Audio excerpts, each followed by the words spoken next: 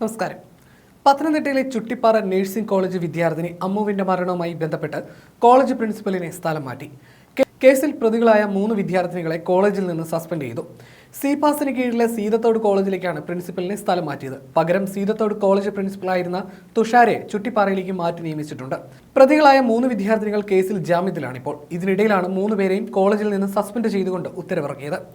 അതിനിടെ അമ്മുവിന്റെ മരണത്തിൽ പുതിയ പരാതിയുമായി കുടുംബം രംഗത്തെത്തി. ചുട്ടിപ്പാറ നഴ്സിംഗ് കോളേജിലെ സൈക്കാട്രി വിഭാഗം അധ്യാപകൻ സജിക്കെതിരെയാണ് അമ്മുവിന്റെ അച്ഛൻ സജീവ് പരാതി നൽകിയത്.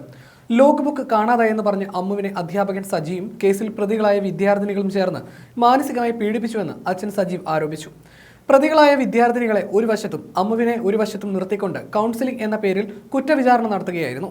2 മണിക്കൂറിലധികമാണ് അധ്യാപകനായ സജി അമ്മുവിനെ കുറ്റവിചാരണ ചെയ്തതെന്നും ഇതിനുശേഷമാണ് ഹോസ്റ്റൽ കെട്ടിടത്തിന്റെ മുകളിൽ നിന്ന് അമ്മു വീണു മരിച്ചതെന്നും അച്ഛൻ സജീവ് പറഞ്ഞു.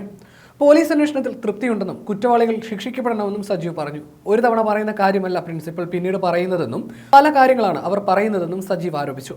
നേരത്തെ കേസിൽ പത്തനംതിട്ട ഡിവൈഎസ്പിക്ക് മുൻപിൽ ഹാജരായി അമ്മുവിന്റെ മാതാപിതാക്കൾ മൊഴി നൽകിയിരുന്നു. മകൾക്ക് സഹപാഠികളായ 3 വിദ്യാർത്ഥിനികളിൽ നിന്ന് ഏൽക്കേണ്ടി വന്ന മാനസിക പീഡനത്തെക്കുറിച്ച് വിശദമായി മൊഴി നൽകിയെന്ന് അച്ഛൻ പറഞ്ഞു. പ്രശ്നങ്ങൾ പരിഹരിക്കുന്നതിൽ ചുട്ടിപ്പാറ നഴ്സിംഗ് കോളേജ് പ്രിൻസിപ്പലിന് വീഴ്ച പറ്റി. മകൾ ഒരിക്കലും ആത്മഹത്യ ചെയ്യില്ലെന്നും മരണത്തിലെ ദുരൂഹത നീക്കണമെന്ന് പോലീസിനോട് ആവശ്യപ്പെട്ടതായും അച്ഛൻ സജീവ് വ്യക്തമാക്കി. നഴ്സിംഗ് വിദ്യാർത്ഥിനിയുടെ മരണത്തിൽ ആത്മഹത്യ പ്രേരണാ കുറ്റത്തിനാണ് അമ്മുവിന്റെ സഹപാഠികളായ 3 പേരെയും അറസ്റ്റ് ചെയ്തത്. പത്തനാപുരം കുണ്ടയം സ്വദേശിനി അലീന ദിലീപ്, ചങ്ങനാശ്ശേരി സ്വദേശിനി അക്ഷിത, കോട്ടയം അയർക്കുന്നം സ്വദേശിനി അഞ്ജന മധു എന്നിവരാണ് അറസ്റ്റിലായത്.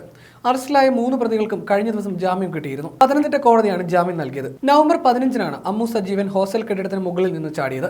തിരുവനന്തപുരം മെഡിക്കൽ കോളേജിലേക്ക് കൊണ്ടുപോകും വഴിയായിരുന്നു മരണം. തുടർന്ന് അമ്മുവിന്റെ മരണത്തിൽ ദുരൂഹതയുണ്ടെന്ന് കുടുംബം ആരോപിച്ചെങ്കിലും ആത്മഹത്യയെന്നായിരുന്നു പോലീസിന്റെ കണ്ടെത്തൽ. എങ്കിലും അമ്മുവിന്റെ സഹപാഠികളായ അലീന, അക്ഷിത, അഞ്ജന എന്നിവരെ പോലീസ് അറസ്റ്റ് ചെയ്യുകയും 14 ദിവസത്തേക്ക് പ്രതികളെ റിമാൻഡ് ചെയ്യുകയുമായിരുന്നു. പ്രതികൾക്കും കോളേജിനുമെതിരെ ശക്തമായ ആരോപണങ്ങളുമായി അമ്മുവിന്റെ അച്ഛനും സഹോദരനും രംഗത്തെത്തിയിരുന്നു. തന്റെ മകൾ ഒരിക്കലും ആത്മഹത്യ ചെയ്യില്ലെന്നായിരുന്നു അച്ഛൻ പറഞ്ഞത്.